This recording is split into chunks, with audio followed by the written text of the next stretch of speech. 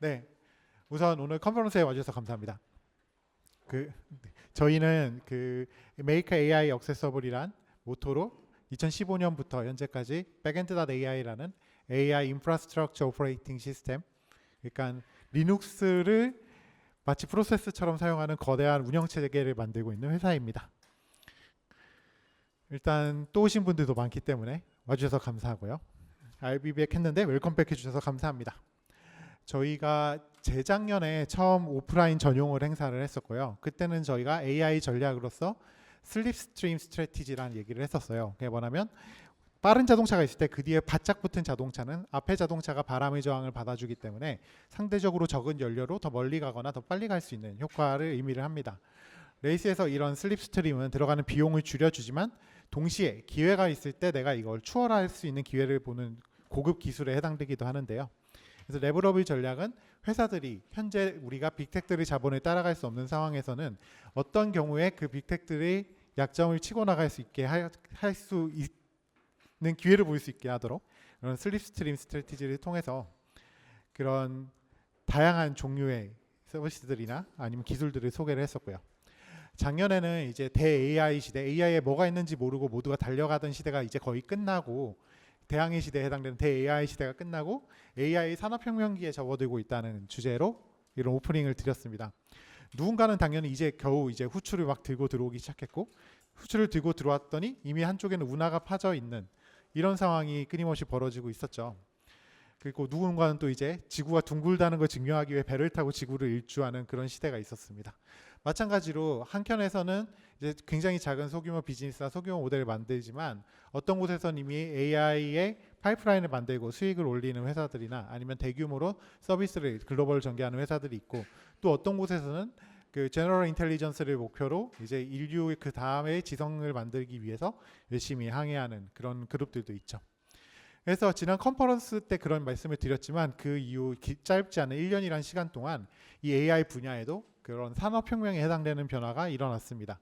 대항해 시대가 산업혁명에 미친 영향 그리고 산업혁명이 세상에 미친 영향과 똑같이 이제 AI 모델들은 굉장히 빠르게 이터레이션 되고 공개가 되고 새로운 모델들이 나오는 시간도 이제 개월 단위에서 주 단위로 줄어들고 있고 그리고 거기에 참여하고 있는 그 빅텍들뿐만 아니라 모델 개발사들도 굉장히 다양해지고 있죠. 국가들도 다양해지고 있고요.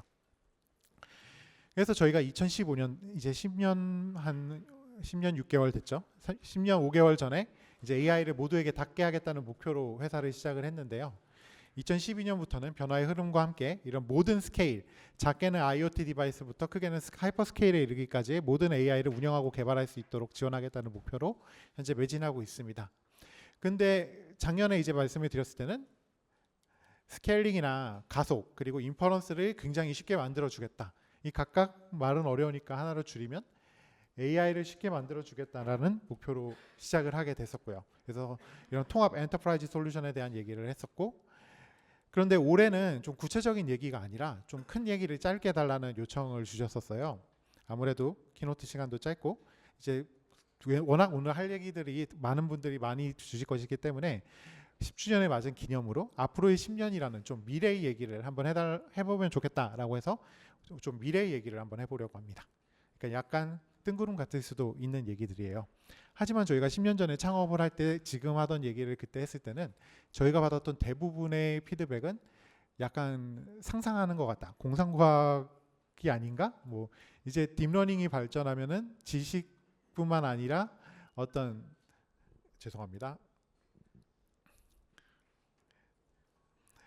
그 우리 인간의 지적 활동이나 창조 활동을 대신할 수 있을 거라는 얘기를 했을 때는 다들 되게 저희 비웃었었거든요. 그래서 그렇게 던져보는 느낌으로 앞으로 10년간 우리가 뭘 할 건지에 대한 얘기를 드려보려고 합니다. 저희가 2016년에 회사를 15년에 창업을 하고 16년에 이제 이런 거 하고 있으니까 회사를 봐주세요 하고 소개를 다닐 때의 이 슬라이드인데요. 이제 그해 11월에 처음 오픈소스 버전이 나오기도 했죠. 그때 이름이 소르나였습니다. 그 이후에 이제 굉장히 큰 변화가 있었는데요. 그 앞으로 지난 10년과 앞으로의 10년을 보기 전에 지난 5천년을 한번 볼게요. 사실 지난 5천년 동안 우리가 대체해온 게 있고요. 인류가 기술을 개발하면서 그 다음에 지난 200년 동안 또 대체해온 것들이 있습니다. 인류는 뭔가를 계속 위탁하는 거를 추구를 해왔어요. 왜냐하면 그 기술을 발전하는 이유를 잘 생각을 해보시면 인간이 기술을 개발하는 이유는 내가 하는 어떤 것을 계속 위임하기 위한 겁니다. 그러니까 어떻게 보면 난 가만히 있다, 한없이 가만히 있고 싶다가 인류의 어떤 모티베이션이고요. 그 가만히 있기 위해서 이상하게 우리는 주당 일하는 시간이 점점 늘어나는 시대를 살고 있죠. 나무에 매달려서 살고 있을 때가 뭐 하루에 20시간 이하로 이제 노동을 했다고 하는데요. 지금은 갈수록 늘고 있고 AI가 늘어나면 아마도 더 늘 겁니다. 어쨌든 우리 지금까지 거의 모든 기술은 이런 인간의 물리적 일을 대체하는 데 집중을 해왔습니다. 여러분도 잘 알고 계시다시피. 그런데 최근 50년간의 그런 변화는 인간의 지식 노동을 대체를 했어요. 기존의 엔진 같은 기관들이 물리 노동, 하지만 최근에 컴퓨테이션, 계산이 대체한 것은 인간의 지식 노동들이죠. 컴퓨터가 모두가 대표적인 예로 알고 있고, 우리는 어느 순간부터 도서관 대신 인터넷에서 자료를 검색하고 연구를 하고요. 그 다음에 수기로 하나씩 다 계산을 하거나 주판을 쓰는 대신 엑셀이나 데이터베이스를 통해서 수백만 개의 레코드를 분석할 수 있게 되었습니다. 그리고 최근 5년 동안 있었던 발전은 그 세 번째에 해당되는 것 같아요. 우리가 물리적인 활동, 그 다음에 지식 활동을 대신해 왔다면 이제는 인간의 창작 활동이 대체되는 시대가 된 거죠. 딥러닝 기반의 생성 모델들이 2022년부터 크게 곽광을 받기 시작했는데요. 그 2020년 GPT-3가 나오면서부터 지금까지 5년 동안 그런 생성형 AI라는 걸 발명한 건 아니죠. 발견해내고 그런 걸 통해서 엄청나게 빨리 이터레이션을 거치면서 저희가 겪어온 것은 인간의 창작 활동이 어느 정도는 대체될 수 있다라는 이야기입니다. 그런데 어떻게 이게 가능하냐? 이런 변화들, 그 앞에 세 가지, 이번이 세 번째 변화라고 하면 앞에 두 변화를 포함해서 세 번째 변화까지의 뒤에 뭐가 있는지 잘 생각을 해보시면 그거는 우리가 어떤 시스템을 측정할 수 있고 평가할 수 있기 때문에 그런 게 가능해진 게 아닐까라고 생각할 수 있을 것 같아요. 이게 무슨 말이냐? 잘 생각을 해볼게요. 우리는 항상 어떤 식으로 정량화를 해왔어요. 그 대량 생산에 앞서서는 우리가 도대체 뭐가 필요한지를 명확하게 알아야 하고 규격화가 돼야 되고, 규격화를 하기 위해서는 측정을 할 수 있는 시스템이 돼야 되고요. 그렇기 때문에 측정 가능한 것으로 모든 것들을 만들었죠. 그래서 보통 우리가 산업화 이전의 문명화 단계에서도 어떤 단위계가 굉장히 중요한 역할을 했습니다. 그 수천 년 역사 동안 우리가 인간이 하거나 아니면 동물이 했던 이런 물리 노동은 우리가 마력이라는 수치를 써서 대략적으로 정량화를 했죠. 잘 생각해 보시면 근데 마력이란 단위가 말이 되는 것 같으세요? 말 한 마리가 할 수 있는 일이라는데 저 말은 경주마고 이 말은 일반마예요. 그럼 어느 말을 기준으로 해야 될까요? 아니면 이 말은 짐을 나르는 말이고 이 말은 승마 그냥 타는 말인데, 그러니까 말이라는 것도 엄청나게 편차가 큽니다, 사실. 근데 우리는 어느 순간 그냥 그 말들을 뭉뚱그려서 1마력이라는 단위를 만들었어요. 그러면 그 1마력이라는 단위를 만듦으로써 우리는 원래는 계량화할 수 없었던 말이라는 어떤 그 종족의 능력을 하나의 수치로 만들게 된 거죠. 그리고 우리는 그 후에 나온 이 자동차가 몇 마력인지라는 표현을 쓸 수 있게 됐습니다. 이게 되게 생각해보면 이상한 거죠. 지금 대부분의 물리 노동들, 특히 자동차 쪽에서 마력으로 측정을 하고 있고, 뭐 당시 처음 나온 이런 포드 자동차는 2마력, 말 2마리 정도의 힘을 발휘할 수 있으면 되지만, 하지만 이렇게 어떤 일을 계량 가능하게 만들었다는 것은 단순히 이 일이 몇 배, 몇십 배가 된다는 게 아니라 그 몇십 배, 몇백 배의 힘 때문에 기존에 불가능했던 것들을 가능하게 만드는 능력이 있습니다. 대표적인 걸 하나 볼까요? 비행기가 몇 마력일까요? 비행기는 당연히 마력이 있죠. 32만 마력 이런 마력이 있는데, 말이 예를 들어서 말이 30만 마리다. 그렇다고 말들이 하늘을 날 수는 없잖아요. 그러니까 어떻게 보면은 우리는 물리량이라는 게 있고 그 물리량의 기준을 하나를 잡고 그 기준에 말의 평균치 능력을 하나를 정한 다음에 계량화를 하게 된 거예요. 그러니까 이 비행기가 파닥파닥 날아가는 것도 우리가 정량화된 수치로 말을 할 수 있게 된 거죠. 그래서 약 100년 만에 현대자동차들은 말 1000마리에 가까운 추력을 가지고 전진할 수 있게 됐습니다. 어떤 것은 물론 기름을 태우고 어떤 것은 전기를 쓰고 하죠. 전기를 쓰는 경우는 이제 와트라는 단위를 쓰고 있죠. 그럼 이런 와트라는 단위로 정량화한 그런 힘은 이 인간의 육체 노동을 넘어서 불가능에 가능하게 했죠. 그 결과가 우리가 지금 사용하고 있는 컴퓨테이션에 해당합니다. 그러면 우리가 정신노동은 어떻게 계량화를 할 수 있을까요? 이 우리나라에만 있는 단위가 아니지만 어쨌든 우리나라에서 많이 쓰는 게 맨먼스라는 얘기 들어보셨나요? 생각해보면 되게 웃기잖아요. 한 사람을 한 달 동안 넣어서 할 수 있는 지적 활동이라는 게 사실 가능할 것 같지 않지 않으신가요? 주변을 둘러봐도. 근데 우리는 어느 순간 그렇게 주관적이고 편차가 엄청나게 있을 수 있는 측정 대상을 계량화를 해요. 그리고 그 계량화를 하는데 성공한 것들은 정의가 되는 거고, 충분히 측정 가능한 지표들을 계량화하는 순간부터 표준화가 가능해지게 됩니다. 그리고 그 표준화 이어서 이제 스케일업이 가능해지게 되는 거죠. 그 다음에 이제 전기와 실리콘은 인류의 세 번째 노동을 현재 대체하려고 하고 있고, 그게 이제 창작이라고 볼 수 있을 겁니다. 최근 5년 동안 10,000배 이상의 그 컴퓨테이션을 넣어서 모델을 훈련할 수 있게 되고, 그렇게 모델을 만들어낸 결과 우리는 정확히 엄청나진 않지만 대체적으로 어느 정도의 창작이 가능한 기계들을 만들어냈어요. 그게 사실 어떤 사람 눈에는 아직 멀었어, 갈 길이 많아 라고 생각을 할 수도 있겠지만, 뭐 그게 그렇게 크게 중요하진 않죠. 그냥 말 한 마리 같은 겁니다. 어떤 종류에서 계량 가능한 창작 활동의 단위를 만든 게 된 거예요. 그러면 지난 5년 동안이 주는 이 대체 노동, 대체 창작 활동에 대한 측정을 뭘로 해야 될까요? 최근 이런 5년 동안의 발전이 가져온 노동 대체 가치를 정량화하기 위해서 새로운 지표가 필요하게 되는데, 사실 이건 지표가 측정하기가 되게 어려울 거예요. 왜냐하면 창작의 단위를 뭘로 할 거냐, 이런 자동화된 창의적 노동이 앞으로 되게 많아질 텐데 이런 능력을 계량화를 어떻게 할 거냐. 당연히 이런 계량화를 하기 위해서는 우리가 프레임워크가 필요하게 될 거고요. 이런 프레임워크와 이런 새로운 지표들을 통해서 기계가 만든 산출물들에 대해서 이제 인간의 창의력 일부가 대체가 될 텐데, 그런 대체들을 어떻게 정량화할 수 있느냐, 이게 저희의 고민의 시작입니다. 만약 우리가 지적 노동을 시간으로 계량화를 했다면 창작 활동을 어떤 식으로든 도구화할 수 있게 된 다음에는 우리가 마치 전력량을 계산하듯이 지능 요구량이란 걸 계량을 할 수 있게 될 거예요. 아마도 고시겠죠. 그러니까 마력, 전력량 이런 것처럼 지능 요구량이라는 수치가 나올 겁니다.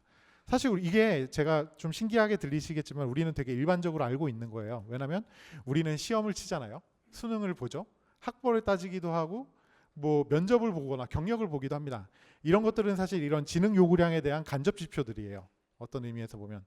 그리고 아마도 어떤 특정 창업을 하거나 어떤 스타트업을 만들기 위해서는 그 사업이 필요로 하는 지능 요구량과 지능 소비량이라는 게 잠재적으로 존재를 할 겁니다. 단지 그건 우리가 계량화할 수 없기 때문에 현재는 그냥 좋은 사람들과 함께 하는 것으로 이런 지능 요구량을 충족시키는 거죠.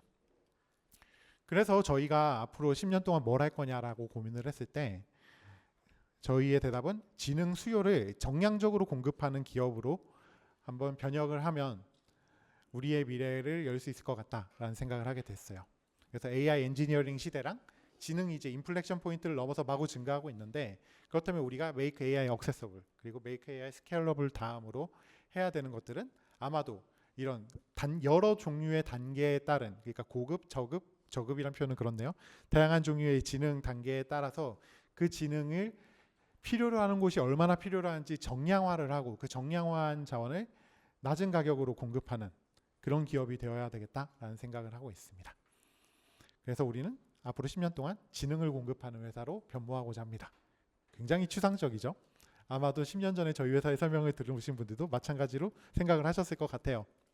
그래서 형태와 스케일에 상관없이 특정 레벨의 지능 요구량을 제공하는 솔루션을 만들고, 그 다음에 그런 지능 요구량을 달성하기 위해 필요한 수많은 파트너들과 함께 일을 하고 그것을 파이프라인화하는 플랫폼을 만드는 것을 저희의 다음 10년 목표로 삼으려고 합니다. 이를 위해서 저희가 굉장히 다양한 하드웨어 반도체의 성능과 특징을 누구보다도 빨리 파악을 하고, 또한 거기서 요구되거나 새롭게 만들어지는 지능량들을 정량적으로 측정할 수 있게 하면서 동시에 저희의 많은 개발사들과의 파트너십과 또한 현재 많은 고객 및 사용자층과 훨씬 더 많은 대화를 통해서 이런 공급과 필요가 만나는 단계에서 어떤 식의 지능이 계량화되어야 하는가를 정의를 하고, 그리고 그 단계에서 발생할 수 있는 모든 스케일업을 돕고 함께하는 것을 저희 회사의 다음 목표로 삼고 있습니다. 2024년에 저희가 이렇게 3가지 플랫폼을 공개를 했는데요. 당시에 이제 뭐 창고에 출력을 기다리는 프로젝트들도 있다 이런 표현을 했었고요. 그래서 실제로 저희가 텐서알트 LLM이나 VLLM, SGLang을 레버리지해서 가상화 결합을 해서 유연성과 성능을 달성한 빨리, 퍼포먼트 AI 약자 맨날 까먹어요. 인퍼런스 썸띵이었는데요. 그 다음에 그러니까 이건 약자를 먼저 지은 다음에 나중에 갖다 붙였다는 증거가 되겠죠. 그 다음에 이제 빨리의 패스트 트랙의 파인 튜닝 경향을 강화해서 빨랑이라는 서비스를 만들어서 제공을 하고 있죠. 그리고 그 1년 동안 그 목록에 컨티뉴엄이라는 새로운 도구가 들어왔습니다.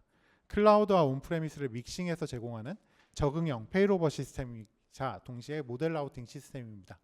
단순히 모델의 API를 라우팅을 하는 것이 아니라 빨리랑 결합해서 분산형 서빙의 게이트웨이로 동작을 하는 것이 특징이에요. 예를 들면 이제 프리필이라고 하는, 그러니까 데이터를 채우는 부분과 그 다음에 디코드를 통해서 데이터를 만들어내는 부분들을 서로 다른 반도체 또는 서로 다른 팜으로 분해를 하고 그것들 사이를 초고속 KV 캐시 또는 프리필 캐시, 컨텍스트 캐시 등으로 연동을 하는 이 모든 과정을 여긴 다이나모지만 다이나모와 LLMD와 결합해서 이제 컨티뉴엄 라우터를 통해서 제공을 할 수 있도록 하는 핵심 기술 중에 하나가 됩니다. 그래서 대규모 분산 시스템을 관제하는 시스템으로 컨티뉴엄이 새롭게 들어오게 됐고요. 그 다음에 두 번째로 올해 추가되는 항목은 이제 AI 돌인데 다른 세션에서 아마 커버를 할 거예요. 바둑의 돌에서 원래 힌트를 얻은 거고 이세돌의 돌에서도 힌트를 얻어서 뭘 디플로이어블 옴니미디어 랩이라고 하는 약자이에요. 근데 이제 앞에 AI가 붙은 거는 저희가 플레임을 레벨업.ai, 레벨업 AI 도메인이 있어서 레벨업 AI 돌이라고 했었는데 읽을 때 자꾸 사람들이 아이돌이라고 읽게 되더라고요. 그래서 그냥 아이돌로 하기로 했습니다. 네. 그래서 기존의 토커티봇 시스템이 저희가 갖고 있었는데 이 토커티봇을 대신해서 단순히 채팅이 아니라 다양한 미디어를 생성하고 활용을 하거나 생성된 미디어들을 관리하는 고급 저작 도구이고요. 밖에 데모가 준비가 되어 있으니 많이 사용을 해주시면 좋겠습니다. 근데 사실 이러한 도구들은 오픈 소스들로도 많이 있잖아요. 뭐 오픈 웹 UI 같은 것들도 있는데 왜 이런 걸 직접 만들까요? 저희는 이런 아까 말씀드린 이런 지능의 개량화와 최적화를 위해서는 서비스 레이어와 인프라 레이어가 긴밀하게 통합되어야 된다고 생각을 합니다. 그래서 다양한 레이어를 보통 별도로 만들어서 결합을 해서 제품 및 서비스를 만드는 접근이 일반적인데요. 저희가 보기에는 각각이 밀접하게 상호작용을 해야지만 도달할 수 있는 편의성이나 최적화 영역이 존재한다고 봐요. 뭐 애플도 그런 얘기를 하죠. 그래서 돌 같은 경우에는 바로 자기가 빨리의 요청을 날린다거나 아니면 반대로 빨리가 돌의 상태를 파악해서 미리 서빙 준비를 한다거나 아니면 빨랑 같은 경우에 사용자가 현재 언어 모델을 사용하는데 전혀 영향을 받지 않고 알아서 파인 튜닝 스케줄을 잡는다거나 하는 굉장히 긴밀한 통합이 필요하게 되는 거죠. 그래서 작년에 발표한 다양한 프로젝트들이 이제 공식 런칭이 된 것들이 꽤 있고 버전이 오른 것들도 있고요. 오늘 소개드린 두 프로젝트와 소개드리지 않은 이제 백엔드 닷 AI 닥터 프로젝트 같은 경우들은 기존의 그 백엔드 닷 AI의 안정성과 스케일러비티를 더하기 위해서 하드닝 프로젝트라는 내부적인 프로젝트를 적용한 첫 사례들이 되고 있습니다. 그래서 이걸 적용한 첫 버전의 25.14와 함께 이제 오늘 소개를 따로 드리지는 않은 자동 진단 및 복구 기능 솔루션인 백엔드 닷 AI 닥터랑 묶여서 다음 단계로 더 스케일업을 하기 위한 여러 가지 발판을 준비를 했습니다. 그래서 이런 걸 준비를 하면서 지난 10년이랑 앞으로 10년에 대해서 되게 많은 생각을 하게 됐는데요. 사실 10년 후 같으면 아까 전에 제가 뭐 지능의 개량화라거나 이런 말씀을 드렸지만 되게 먼 얘기잖아요. 근데 사실 앞으로 2년 후는 저희가 되게 명확하게 알 수가 있어요. 그 2년 후 같은 경우는 뭐 지능 요구량의 공급 방법이 크게 변하고 있죠. 최근에 예를 들면 우리가 2022년 말에 보고서 엄청나게 놀랐던 GPT 3.5 기반의 챗 GPT 정도의 역량은 이제 조만간 1년이나 2년 안에 스마트폰 스케일로 다 내려올 겁니다. 그러면 데이터베이스 비즈니스의 스케일, 그 다음 스케일도 아마도 계속 따라올 거예요.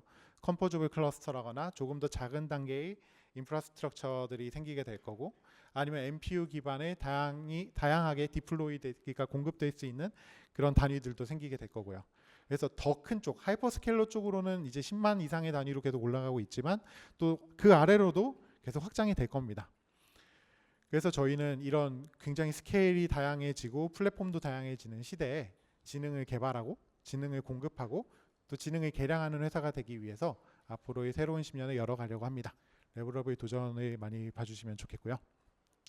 오늘 이 컨퍼런스에서는 비슷한 고민을 되게 많이 하는 AI 분야의 여러분들을 모셨어요. 인프라스트럭처, 모델링, 연구, 어플리케이션에 걸쳐서 오늘 3개의 세션 트랙에서 뵙게 되실 텐데요.